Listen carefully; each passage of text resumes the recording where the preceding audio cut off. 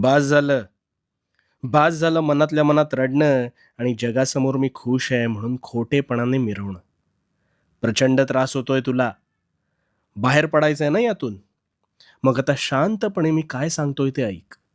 ह्या जाचातून मुक्त होऊन जाशील. मला सांग, घरात कधी प्रसन्न वाटतं रे? केर काढल्यावर. कारण केर काढल्यावर घरात लक्ष्मी वास करते अशी एक धारणा आहे. पण मग हाच कचरा जर तू साठवत नेलास, तर घरात दुर्गंधी पसरेल आणि मग काही दिवसात ह्याच दुर्गंधीने घरात रोगराई पसरू शकते.